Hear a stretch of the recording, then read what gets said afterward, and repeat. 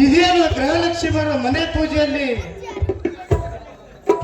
ಗಮನ ಹರಿಸಿದೆಯಾ? ಇಷ್ಟು ಬೇಗನೆ ಹೇಗೆ ಎದ್ದು ಬಂದೆ? ಎದ್ರೆ ಅಲ್ಲ ರೀ, ನಾನು ಮಲಗಿದ್ರೆ ತಾನೇ ಎದ್ದು ಬರುವುದು. ಯಾಕೆ ನಿದ್ದೆ ಮಾಡಿದ್ರೆ? ನೀವು ನನಗೆ ನಿದ್ದೆ ಮಾಡೋದು ಬಿಟ್ರೆ ಅಲ್ವೇ ನಾನು ನಿದ್ದೆ ಮಾಡೋದು? ಬರೇ ಮಾತು ಮಾತು ಮಾತು. ಕೇಳಿ ಕೇಳಿ ಸಾಕಾಗಿ ಹೋಯ್ತು. ಸಾಕಾಗುವಂತ ಮಾತುಗಳಲ್ಲ ರೀ, ಆ ಮಾತುಗಳನ್ನ ಕೇಳ್ತಾ ಇದ್ರಿ ಇನ್ನೂ ಕೇಳಬೇಕನ್ನಿಸ್ತಿತ್ತು ನನ್ನ ಮನಸ್ಸಿಗೆ. ಅಂದ್ರೆ ನಾನು ಇಟ್ಟು ಇಂಟ್ರೆಸ್ಟಿಂಗ್ ಆಗಿ ಮಾತನಾಡ್ತೀನ? ಹೌದು ರೀ, ಆ ನಿಮ್ಮ ಮಾತುಗಳು ಕೇಳ್ತಾ ಇದ್ರೆ ನನ್ಗೆ ಎಲ್ಲಿಲ್ಲದ ಆನಂದ. ನನಗೆ ತುಂಬಾ ಹೊತ್ತಾಯ್ತು, ನಾನು ಇಲ್ಲಿ ಬರ್ತೀನಿ. ಯಾಕೆ ಅಂದ್ರೆ ಮನೆ ಕೆಲಸ ಮಾಡ್ಬೇಕು, ಅದಕ್ಕೋಸ್ಕರ. ಈಗ ನೀನು ಮನೆ ಕೆಲಸದಲ್ಲಿ ಗಮನ ಹರಿಸಿದೀಯಾ? ಹೌದು, ಮತ್ತೆ ಇಷ್ಟು ದಿನ ನೀವು ಮನೆಯಲ್ಲಿ ಇಬ್ಬರೇ ಇದ್ರಿ, ಹೀಗಾಗಿ ಈಗ ನಾನು ಈ ಮನೆಗೆ ಬಂದಿದ್ದೀನಿ ಅಂದ್ಮೇಲೆ ಈ ಮನೆ ಕೆಲಸ ಮಾಡಿಕೊಂಡು ಹೋಗೋದು ನನ್ನ ಕರ್ತವ್ಯ. ಅದು ಅಲ್ಲದೆ ನಿಮ್ಮ ತಮ್ಮ ಇನ್ನೂ ಮಲಗಿದ್ದಾನೆ, ಅವನ ಎಬ್ಬಿಸ್ಬೇಕ್ರಿ. ನಾನೇನ್ ಬರ್ತೀನಿ. ಅವನನ್ನು ಎಬ್ಬಿಸೋದು ಬೇಡಲೇ, ಬಾರಿ. ಇಂಥ ಸುಂದರ ಸಮಯದಲ್ಲಿ ಅವನಿಗೆ ಎಬ್ಬಿಸಿದ್ರೆ ಎಲ್ಲ ನಮಗೆ ತೊಂದರೆ ಆಗುತ್ತಾನೆ. ಒಂದು ಹಾಡನ್ನು ಹಾಡಿ ಎಬ್ಬಿಸೋಣ.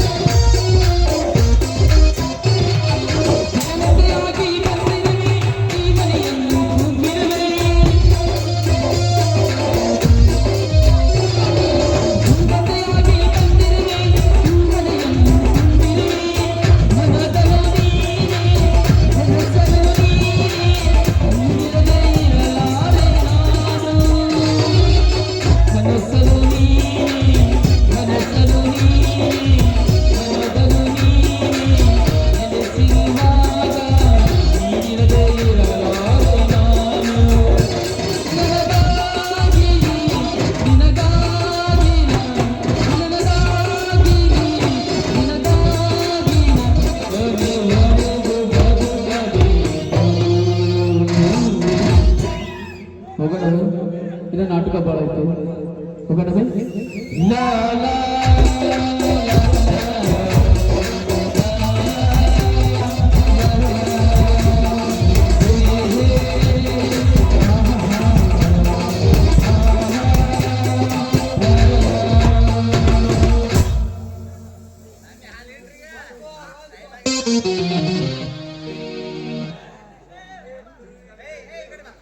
ಓಹೋ ಮಾವ, ಇದೇನು ಗಿರಿಜಾ, ಇಬ್ಬರು ಕೂಡಿ ಬಂದಿರಲ್ಲ, ಏನು ಸಮಾಚಾರ? ಬರ್ಬೇಕಲ್ಲಪ್ಪ ಜಗದೀಶ, ಬರ್ಬೇಕು. ನನ್ನ ಹೆಚ್ಚು ಚಿಂತೆ ವಾರ್ತೆ ಕೇಳಿ ಬೇರೆ ದಾರ ಕಾಣದೆ ನಿನ್ನ ಮನೆಗೆ ಪಾದ ಬೆಳೆಸಿದಪ್ಪ. ಯಾಕೋ ಜಗದೀಶ ಹೀಗೇನೆ ಮಾಡಿದಿ? ನನ್ನ ಮಗಳು ಈ ತಾಯಿ ಸತ್ತ ತಪ್ಪದೇ ಆಗಿದ್ದರೆ ಕ್ರೂರವಸ್ಥೆಗೆ ಕಾಲವೇರಿಸುತ್ತಾಳೆ. ಬೆಳೆದ ನಿಂತ ಮಗಳ ಚಿಂತೆ ಮನುಷ್ಯನಿಗೆ ಮುತ್ತಾಗಿದೆ. ನಿನಗೆ ಕೊಟ್ಟವು ಮದುವೆ ಮಾಡಬೇಕಂತ ನನ್ನ ಭಾರ ಇಳಿಸಿಕೊಳ್ಳಬೇಕಂತಿದ್ದಪ್ಪ ಜಗದೀಶ. ಮಾವ ಯಾಕೆ ಚಿಂತೆ ಮಾಡ್ತೀರಿ ಮಾವ? ನೀವು ಯಾಕೆ ಚಿಂತೆ ಮಾಡ್ತೀರಿ? ಗಿರಿಜನು ನಾನು ಯಾವತ್ತೂ ಆ ದೃಷ್ಟಿಯಿಂದ ನೋಡಿದವನಲ್ಲ. ಯಾಕಂದ್ರೆ ನಿನ್ನ ಮಗಳು ನನ್ನ ಚಿಕ್ಕ ಸೊಸೆ ಅಂದ ಮೇಲೆ ನನ್ನ ತಮ್ಮನ ಹೆಂಡತಿ ಆಗಬೇಕಾಗಿದ್ದವಳು ಇವಳು. ಈ ನಿರ್ಧಾರ ಮಾಡಿ ಮೊನ್ನೆ ನಾನು ಗೌರಿಯನ್ನು ಪ್ರೀತಿಸಿ ಮದುವೆ ಆಗಿದ್ದೆ ಬಾವ. ಅಂದರೆ ನನ್ನ ಮಗಳು ಈ ಮನೆಗೆ ಸೊಸೆಯ ಆಗಬೇಕನ್ನೋದು ಖಂಡಿತವೇ? ಹೌದು, ಮತ್ತೆ ಸಾಧ್ಯವಿಲ್ಲ. ಯಾಕಂದರೆ ಸನ್ನಿವೇಶ ಇನ್ನೂ ಗುರಿ ಮುಟ್ಟಬೇಕು, ಮಿಲಿಟರಿ ಸೇರಬೇಕು, ದೇಶ ಸೇವೆಯನ್ನು ಮಾಡಬೇಕು. ಅವನು ಏನೋ ಕನಸು ಕಟ್ಟಿದ್ದಾನೆ. ಆ ಅಂತರದಲ್ಲಿ ಅವನು ನನ್ನ ಮಗಳ ಕೊರಳಿಗೆ ಕರಮಣಿಗೆ ಸಾಲ ಕೊಟ್ಟರು.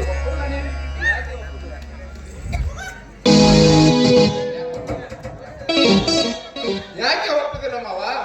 ನಾವು ಇಬ್ಬರು ಅಣ್ಣ ತಮ್ಮದರು ಈ ವಿಚಾರ ಮಾಡೇ ಬಿಟ್ಟಿದ್ದೇವೆ. ತಾಯಿ ಸತ್ತ ಮಗಳು ಅಂದ್ರೆ ನಿಮ್ಮ ಮಕ್ಕಳಂತೆ ಬೆಳೆಸಿ ದೊಡ್ಡವರು ಮಾಡಿದ್ದೀರಾ. ಮೇಲಾಗಿ ತಾಯಿ ಸತ್ತ ಮಗಳು ಗಿರಿಜಾ, ಅವಳು ಸೋದರ ಸೊಸೆ, ಅವಳಿಗೆ ಬಾಳ ಕೊಡುವುದಾಗುದಿಲ್ಲ ಅಂದ್ರೆ ಅದು ಹೇಗೆ ಸಾಧ್ಯ? ಇನ್ನು ನೀವೇ ನಿಮ್ಮ ಮಗಳ ಕುಡ್ದಾರ ವಿಚಾರ ಮಾಡಿದಿರೋ ಅಥವಾ ಇಲ್ಲವೋ? ಹಂಗನ್ಬೇಡಪ್ಪ. ದೊಡ್ಡ ಸಮಸ್ಯೆ ಬಹಳ ಹೊತ್ತು ಭಿಕ್ಷಕ್ಕೆ ಬಂದ ನಿಂತ ಕೂಡಲೇ ನೀನು ದೇವರಿಗಿಂತ ಮೊದಲೇ ನೀವು ನೀಡಿಬಿಟ್ಟಿರಲ್ಲಪ್ಪ, ನೀಡಿಬಿಟ್ಟಿರಿ. ನೀವು ಇಬ್ರು ನೀತಿವಂತರಪ್ಪ, ಬುದ್ಧಿವಂತರಪ್ಪ. ಅದೆಲ್ಲ ಇರ್ಲಿ ಮಾವ. ಈ ಚಿನ್ಕುರುಳಿ ಮೌನವಾಗಿ ನಿಂತಿದ್ದಾಳಲ್ಲ, ಅವಳಿಗೆ ಒಂದು ಮಾತು ಕೇಳಿ ನಿರ್ಧಾರ ಮಾಡಿಬಿಡ್ರಿ. ನಾವೇ ನಿರ್ಧಾರ ಮಾಡುವುದು ಸಂಗಮೇಶ? ನಿನ್ನ ಸೊಸೆ ಕೇಳುವ ಅಧಿಕಾರ ನಿನಗೆ ಇಲ್ಲವೇನು? ನೋಡುವಲ್ಲೇ. ಓಹೋ, ಹೌದಲ್ಲ, ನಾನೇ ಕೇಳ್ತೀನಿ ತಡಿ. ಏನೇ ಚಿನ್ಕುರುಳಿ, ನನ್ನನ್ನು ಮದ್ವೆ ಆಗ್ತೀಯಾ? ಆಗೋದಿಲ್ಲ.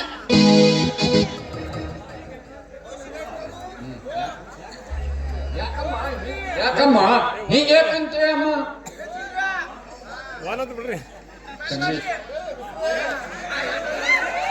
ಮಾವ, ಒತ್ತಾಯ ಮಾಡಬೇಡಿ. ಮನಸ್ಸಿದ್ದರೆ ಮಾತ್ರ ಮದುವೆ, ಅದನ್ನ ಬಿಟ್ಟು ಒತ್ತಾಯ ಮಾಡಿದರೆ ಯಾರು ಒತ್ತಾಯ ಮಾಡೋ ಅವಶ್ಯಕತೆ ಇಲ್ಲ. ಯಾಕೆ ಆಗೋದಿಲ್ಲ ಅಂತ ಯಾರಾದ್ರೂ ಒಬ್ಬರಾದ್ರೂ ಕೇಳಿದ್ರೇನು? ಹೌದು, ಕರೆಕ್ಟ್. ಯಾಕೆ ಅಂತ ಕೇಳಬೇಕಾಗಿದ್ದು ನಮ್ಮ ಧರ್ಮ. ಏನ್ ದೊಡ್ಡ ಮಾವ, ಧರ್ಮ ಅಂತ ಹಾಗೆ ನಿಂದಿರ್ತೀರಾ ಅಥವಾ ಯಾಕೆ ಅಂತ ಕೇಳ್ತೀರಾ? ಓಹೋ, ನಾನೇ ಕೇಳ್ತೀನಿ. ಸರಿ, ನೀನು ನಾನು ಯಾಕೆ ಮದುವೆ ಆಗೋದಿಲ್ಲ? ಮಾವ, ಯಾಕೆ ಅಂತಂದ್ರೆ ನೀವೇ ನನ್ನ ಮದುವೆ ಆಗ್ತೀನಿ ಅಂದ್ಮೇಲೆ ಮತ್ತೆ ಯಾಕೆ ನಾನು ನಿಮ್ಮನ್ನ ಮದುವೆ ಆಗ್ಬೇಕು?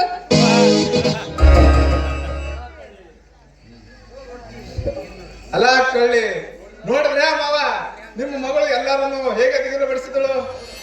ಹೌದಪ್ಪ, ನಾನು ಬಹಳ ಹೆದರಿದೆ. ಎಷ್ಟೇ ಆಗಲಿ ನಿಮ್ಮ ಸೊಸೆ ಆದ ಮೇಲೆ ನಿಮ್ಮ ಮಾವಂದರಿಗೆ ಇರುವಷ್ಟು ಬುದ್ಧಿ ಅವರಿಗೂ ಇದ್ದೆ. ನೋಡಿ, ಅವಳಿಗೆ ಬುದ್ಧಿ ಕಲಿಸಿ ಬರ್ತೇನೆ.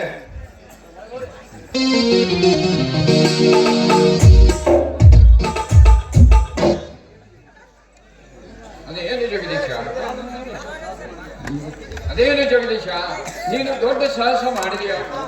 ಆದರೆ ಮೊದಲೇ ದುರಂಕಾರ ನಿನಗೆ ಏನಾದ್ರು ತೊಂದರೆ ಕೊಟ್ಟಿದ್ರೆ ಹೇಗೆ ಜಗದೀಶ? ಮಾಡಲಿ ಮಾವ, ಏನು ಮಾಡ್ತಾನೆ ಮಾಡಲಿ. ಆ ಗೌಡನಿಗೆ ಹೆದರುವ ನಾವು ಅನ್ನಲ್ಲ. ನಾವು ಗಟ್ಟಿಯಾಗಿದ್ದೇವೆ.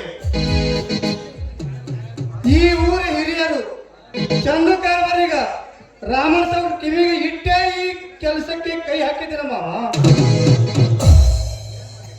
ಏನು ಮಾಡಲಿ ಮಾವ, ಗೌರಿ ನನ್ನನ್ನು ತುಂಬಾ ಪ್ರೀತಿಸುತ್ತಿದ್ದಳು. ಅವಳ ಪ್ರೀತಿಗೆ ಒಪ್ಪಿ ನಾನು ಈ ಕೆಲಸಕ್ಕೆ ಕೈ ಹಾಕಬೇಕಾಗಿತ್ತು ಮಾವ. ದಯವಿಟ್ಟು ತಪ್ಪು ತಿಳಿದುಕೊಳ್ಳಬೇಡ ಮಾವ. ಈ ನಿಮಗೆ ಈ ವಿಷಯ ತಿಳಿಸಲಿಲ್ಲ, ಯಾಕಂದ್ರೆ ನಿಮಗೆ ಈ ವಿಷಯ ತಿಳಿಸಿದ್ರೆ ಆ ದುಷ್ಟ ಸಹವಾಸ ಬೇಡವೆಂದು ನೀವು ಹೇಳಿಬಿಡ್ತೀರ ಅಂತ. ಅದಕ್ಕೆ ಏನಪ್ಪ ನಾ ಬೇಡ ಅಂತ ಹೇಳ್ತಿದ್ದೀನು, ಏನೂ ಇಲ್ಲೋ ಹೇಳ್ತಿದ್ದೋ ಇಲ್ಲೋ. ಮುಗಿದು ಹೋದ ಕಡೆ ಏನೋ ದೈವ ನಿಮ್ಮಿಬ್ಬರನ್ನು ಚೆನ್ನಾಗೇ ಕೂಡಿಸಿದೆ. ಅದಕ್ಕೆ ಆಟ ಬರುವನು ನಾನಲ್ಲ, ಮಧ್ಯದಲ್ಲಿ ಬೇಡವನು ನಾನ್ಯಾರು, ಅವ್ರ ಅಪ್ಪನ್ಯಾರಪ್ಪ. ಹಣೆ ಅಕ್ಕಿ ಕೂಡಿದರೆ ಹರಿದವರು ಇರ್ಬೇಕಲ್ಲಪ್ಪ ಅನ್ನೋ ಮಾತು ಸತ್ಯವಾಯ್ತು ನೋಡಿ. ಅದಕ್ಕೆ ಸ್ವಲ್ಪ ಹೊತ್ತಿನ ಮುಂಚೆ ನನ್ನ ಮಗಳ ಚಿಂತೆ ನನಗೆ ಕಾಡುತ್ತಿತ್ತು. ಈಗಾದರೂ ಅದು ದೂರವಾಯ್ತು ನೋಡಪ್ಪ ಜಗದೀಶ, ದೂರವಾಯ್ತು. ಏನೇ ಆಗಲಿ ಆ ದೇವರ ಪ್ರಣಯು ನಮ್ಮ ಇಬ್ಬರ ಮೇಲೆ ಇದ್ದೇ ಇದೆ.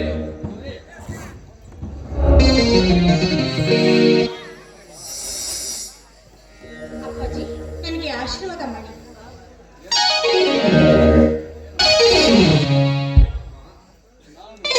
ನಾನು ನಿಮ್ಮ ಅಪ್ಪನೇ. ಹೌದು, ಮತ್ತೆ ಹಡದಪ್ಪನಂತೂ ನನ್ನ ಕೈ ಬಿಟ್ಟ ಅಂದಮೇಲೆ ನಾನು ನಿಮ್ಮ ಮಗಳು ಇದ್ದ ಹಾಗೆ ಅಲ್ವೇನಪ್ಪಾಜಿ? ಗಿರ್ಜಾ ಒಬ್ಬಳೇ ನಿಮ್ಮ ಮಗಳಲ್ಲ, ಈ ಗೌರಿ ಸಹಿತ ಹಿರೇ ಮಗಳು ಎಂದು ತಿಳಿದುಕೊಂಡು ನನಗೆ ಆಶೀರ್ವಾದ ಮಾಡಿ. ಅದು ಅಲ್ಲದೆ ಆದಷ್ಟು ಬೇಗ ನನ್ನ ಮೈದುನ ಗಿರ್ಜಾಳ ಕೈ ಹಿಡಿದ್ರೆ ಅಷ್ಟೇ ಸಾಕು ನೋಡು ಅಪ್ಪಾಜಿ. ಅಯ್ಯೋ ನಿಮಗೆ ಆದಷ್ಟು ಬೇಗ ಅನ್ನಬೇಡಿ, ನನಗೆ ಒಂದು ನೌಕರಿ ಸಿಕ್ಕ ಮೇಲೆ ಅನ್ನಿ. ಆಯ್ತಾಯ್ತು, ಈಗ ಯಾರು ಮದ್ವೆ ಆಗ್ತೀನಿ ಅಂತ ಕಾಯ್ಕೊಂಡು ಕೂತಿಲ್ಲ. ನಿಮ್ಗೆ ನೌಕರಿ ಸಿಕ್ಕ ಮೇಲೆ ಮದ್ವೆ ಆಗಿ, ಅಲ್ಲಿವರೆಗೂ ನಾನೇನು ಕಾಲುವೆದ್ರೆ ನಿಂತೀನಿ. ನೋಡಿದ್ಯಾ ಮಾವ, ನಿನ್ನ ಮಗಳಿಗೆ ಎಷ್ಟು ಜಂಪಿದೆ ಅಂತ. ನೋಡಿ, ಈ ವಿಷಯದಾಗ ನನಗೆ ತಲೆ ಕೆಡಿಸಬೇಡಿ. ಮಾವ ಸೊಸೆಯಂದರು ಹುಡುಗಾಟಕ್ಕೆ ನನ್ನನ್ನು ನಾನೇಕೆ ತಲೆ ಕೆಡಿಸಿಕೊಳ್ಳಬೇಕು? ಹೆಂಡತಿ ಆದ ಮೇಲೆ ನೀವು ನಿಮ್ ಜಂಬ ಮುರಿಯುವ ಕೆಲಸ ನಿನ್ನದು ಆಗಿದೆ. ಏಕೋ ಜಗದೀಶ? ಹೌದು ಮಾವ, ಈ ಶುಭ ಸಂದರ್ಭದಲ್ಲಿ ನಾವೆಲ್ಲರೂ ಸಿಹಿ ಊಟ ಮಾಡೋಣ ನಡೆಯಲಿ ಮನೆಯಲ್ಲಿ.